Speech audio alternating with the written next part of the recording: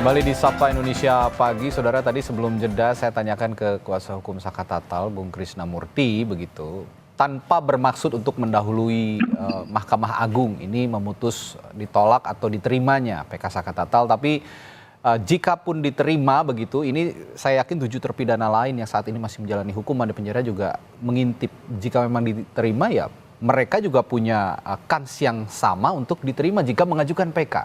Sejauh ini ada komunikasi dengan kuasa hukum atau pihak terpidana lainnya yang masih menjalani hukuman, Bung Krisnamurti?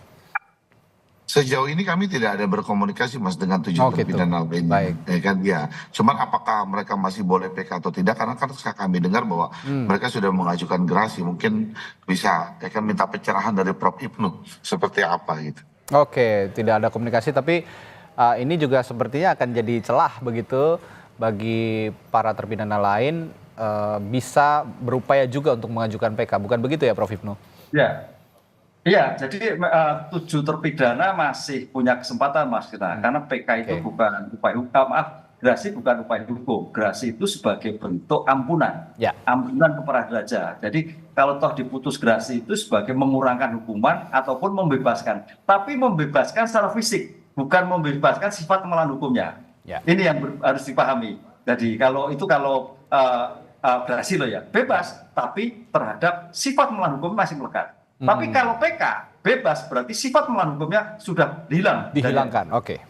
Ini yang sama-sama dinanti, apakah mereka juga mengajukan kalau memang ada gerasi tapi sifat melawan hukumnya tidak hilang, tapi kalau mengajukan PK begitu sifat melawan hukumnya akan hilang. Nah, akan diajukan atau tidak tergantung, memang saya melihatnya dari sidang PK-nya Saka Tatal kalau saya melihatnya.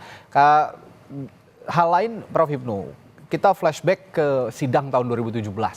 Yang saat ini juga akhirnya banyak dipertentangkan dalam sidang PK-nya Saka Tatal. Saya melihat kalau dari rentetan fakta begitu yang diungkap di sidang PK begitu ya, belum lagi dalam keterangan-keterangan yang muncul pada sidang pra-peradilan Peggy Setiawan, ini ada kesalahan prosedur dalam penyidikan, ada juga kesalahan sepertinya miss dalam penuntutan jaksa pada saat sidang 2017 dan salah memutuskan pada saat pengadilan negeri tahun 2017 memutuskan 8 terpidana. Ada salah sidik, salah tuntut, salah putus, begitulah kalau bisa dibahasakan kira-kira. Kira-kira kalau begini dan ditambah nanti PK Saka Tatal misalnya dikabulkan, akan nggak ada semacam sanksi begitu atau teguran yang diberikan kepada mereka-mereka yang salah sidik, salah tuntut dan salah putus ini, Prof? Ya. Gini Mas Radi, kita juga harus objektif ya, memotret 2016 dengan memotret 2024 suatu yang berbeda. 2024 kan kita kaji secara optimal, kan gitu kan. 2016 sudah 8 tahun. Kemungkinan yang terjadi tidak berdasarkan saintifik itu bisa dimaklumi. Dalam artian memang mungkin sudah jadi. Tapi ketika potret yang sekarang kita harus lengkap, saintifik ABCD harus lengkap. Ini harus kita maklumi. Tapi peristiwa ada. Pertanyaannya apakah peristiwa hukum atau bukan? Karena sudah ada korban meninggal. Oke, sekarang yang kedua, terkait dengan proses. Kalau memang sejak awal ada suatu keliru, ini kan memang pertanyaannya saksi-saksi yang lain kemarin yang disampaikan itu berontak semua kan. Berontaknya satu, karena situasi dalam keadaan si penyidik juga seperti itu. Dalam konteks hukum, kesesatan dari penyidik, penuntut umum, peradilan, itu kalau memang nanti terjadi, ini suatu yang luar biasa. Penyidik berarti tidak profesional. Kan itu pendekatan konsep dalam istilah hukum itu bukan lagi pendekatan akusatur, tapi sejak 2006 aku inquisitur sebagai objek, kamu harus ngaku, dipaksa dan sebagainya. Kemudian juga di penuntut umum, apakah pada waktu itu penuntut umum tidak ada suatu koordinasi yang matang? Karena yang bertanggung jawab adalah penuntut umum, gitu. Yang terakhir hakim. Ada 2 dimensi, Mas, saya melihatnya. Kalau pengadilan Cirebon ketika 2016 itu memutus dengan situasi yang keadaan gamang, wah itu sangat terlalu, seumur hidup loh ya. Putusan seumur hidup itu suatu yang luar biasa karena menyangkut nasib orang. Tapi kalau dia melihat sebagai bentuk yang serius ketika ada suatu pembunuhan, bisa membuktikan, ada bukti, ada saksi, kemudian kualitas lukanya, karena kualitas luka itu sebetulnya yang menentukan berat ringannya. Kalau memang lukanya ringan, itu agak ringan. Tapi kalau lukanya berat, misalkan patah berapa, itu berat. Lah, disinilah dimensi yang kita orang nggak tahu. Apakah karena carut marutnya itu, ataukah karena hakim juga melihat dimensi korban yang begitu seperti yang sangat tidak manusiawi, sehingga sampai diputus seumur hidup. Lah, dalam konteks itu, apakah ada sanksi? Ya tergantung. Polda bagaimana penyidik ketika itu. Jaksa juga menyidik pasal itu, kan ada lembaga sendiri. Polda ada Irwasum, jaksa ada pengawasan, hakim juga ada Mahkamah Agung. Nah, inilah saya kira juga masing-masing lembaga itu sebagai sinergis harus mengkontrol, baik dari kejaksaan, baik dari Mahkamah Agung, dari kepolisian terhadap kasus ini. Apakah betul separah ini? Apakah memang tidak? Ini saya kira sebagai evaluasi objektif dari penegak hukum, dari penyidik sampai pada Mahkamah Agung. Nah, satu hal lagi, ketika ini sudah putus di tahun 2017, ada rentang waktu yang cukup panjang hingga tahun 2024, katakanlah 7 tahun begitu. Sebelum munculnya film ya yang sempat meramaikan kasus ini juga, kasus Vina begitu. Nah, dalam rentang 7 tahun saya sempat berbincang juga dengan mantan Kapolda Jawa Barat, Irjen Polisi Purnawirawan Anton Carlian yang pada saat itu dalam peralihan masa jabatan Kapolda Jawa Barat dari yang sebelumnya, dan mengatakan bahwa sebelum Kapolda sebelum dirinya ini tidak menganggap kasus ini sebagai prioritas karena sudah dianggap putus, tidak ada apa-apa, normal-normal saja. Tapi di satu sisi ada 8 terpidana yang dihukum, termasuk Saka Tatal.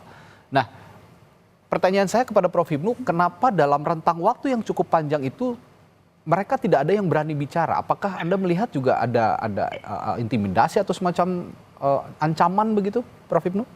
Ya, ini yang perlu dikulik juga, Mas Kris. Pertanyaannya, kalau nanti itu kita lihat bahwa peristiwa yang tetap peristiwa yang sekarang, ada pembunuhan, ada perkosaan, kemudian ketika yang terjadi adalah peristiwa pelakunya dalam tanda petik pemaksaan. Pertanyaannya, adakah di belakang yang bersangkutan? Adakah sesuatu yang ditutupi?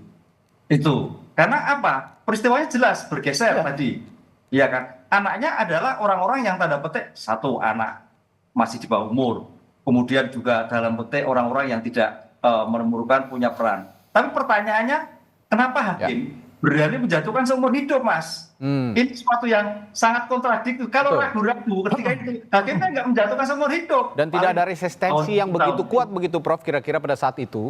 Ketika ada putus kan biasanya tidak sesuai dengan fakta, sesungguhnya ada resistensi yang luar biasa. Baik dari pihak keluarga ataupun terpidana begitu. Tapi sepertinya landai-landai saja begitu pada saat itu. Ini bagaimana Anda melihat fenomena ini? Ya, artinya ketika itu fenomena itu penuntut umum dalam arti penyidik tidak sungguh-sungguh melihat situ korban. Melihat sungguh-sungguh. Karena sesuatu yang mengalir saja. Demikian juga mungkin ketika itu kita mohon maaf, penasihat hukum yang ketika itu sebagai kontrol menyeimbangkan oleh penuntut umum, oleh hakim agak begitu diabaikan. Ini Mas Krisnalian tuh begitu. Mungkin itu yang terjadi. Kan kontrol itu jelas. Pertanyaan sekarang sejauh mana optimalisasi ketika itu dalam rangka mencari kebenaran material. Apakah diabaikan, apakah dia seperti itu aja. Inilah yang harus dilakukan. Makanya kita berpikir dalam kasus Mas Krisnalian. Keadilan itu tidak akan diberikan, tapi harus diperjuangkan. Nah, perjuangan sampai. Mas Krisna, Bung Krisna, kalau gitu saya juga tanya nih, Saka Tatal kan sempat menjalani hukuman dan cukup lama begitu berada di dalam jeruji besi.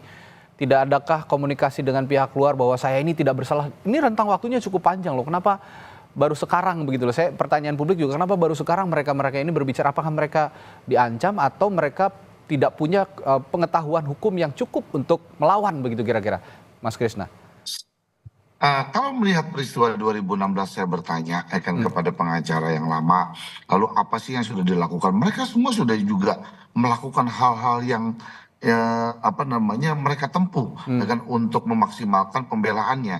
Tapi semua juga diabaikan, Mas. Tidak ada yang diakomodir satupun. Jadi peristiwa ini kan bahwa pertama kita lihat ya, urgensinya apa? Penyidik ini sudah mempersiapkan disumpahnya Dede dengan air, bahwa sudah dipersiapkan untuk tidak datang di pengadilan. Kemudian kami melihat bahwa adanya sebuah peristiwa ini yang dari 351 disangkakan oleh polisi berkasnya Saka Tatal, tiba-tiba pada saat itu kami lihat berkasnya di 2016, di media pun juga ada, sudah dilontarkan. Kenapa jaksa penuntut merubah itu menjadi 340? Ini urgensinya apa gitu kan, urgensinya apa? Nah, kami sih sampai saat ini masih berkeyakinan Mas, kan melihat 5 terpidana yang lain, kan termasuk Saka Tatal ini dari SDM-nya bukan merendahkan, kan kita bisa melihat SDM-nya seperti apa.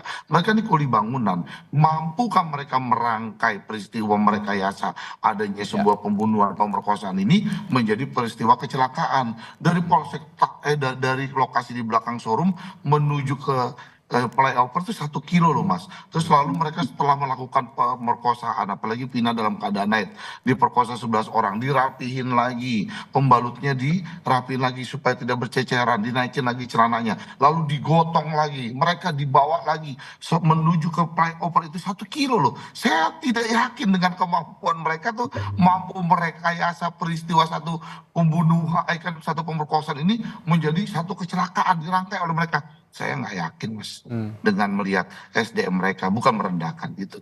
Oke. Terakhir kalau begitu Bung Krisna, dengan semua rangkaian sudah dilakukan, dijalankan gitu ya, apapun putusannya, ada yang ingin Anda sampaikan ke publik terkait status PK-nya Saka Tatal ini?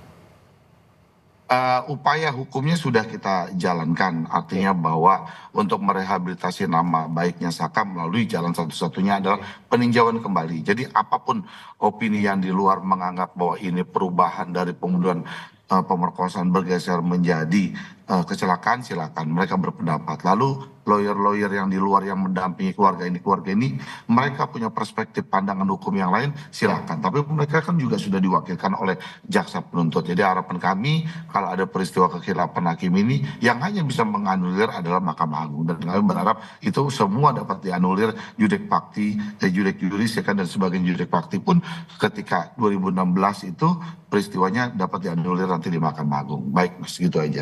Dan yang terpenting Saka Tatal jika memang nanti dikabulkan bisa menjalankan hidupnya dengan normal kembali tanpa ada stigma-stigma negatif, menjalankan aktivitas, bekerja dan sebagainya dengan nyaman begitu ya kira-kira. Iya, betul. Baik. Terakhir Prof Hipnu, biasanya Prof kalau sidang PK begini setelah sidang selesai di pengadilan begitu dibawa ke MA berapa lama putusnya Prof biasanya? Ya, kalau menurut ketentuan 30 hari harus 30 hari ya. 30 hari. Makanya di sini hari ini berarti 30 hari ke depan. Mudah-mudahan gini Mas Krisna, kalau memang bukti materialnya kurang, bukti sekundernya, hakim melihat pada keyakinannya, asas kebatinannya, asas pemikirannya, betulkah peristiwa itu? Itu yang saya tunggu. Kalau kita berdasar pada bukti formal, bukti material ketika itu agak sulit. Tapi dari bukti informasi itu dimungkinkan, itu nggak ketemu. Tapi disinilah di Indonesia itu kan asasnya kan negatif. Keyakinan hakim itu mudah-mudahan terketuk. Oh betul, bukan Saka Tatal itu tidak terlibat. Itu kunci dulu, bukan peristiwanya. Saka Tatalnya tidak terlibat, itu yang menarik. Kalau peristiwanya nanti terhadap 7 terdakwa yang lain. Tapi sebagai nilai tersendiri, artinya sebagai poin Pak Krisna untuk kedepannya seandainya 7 orang itu mengajukan suatu PK peninjauan kembali.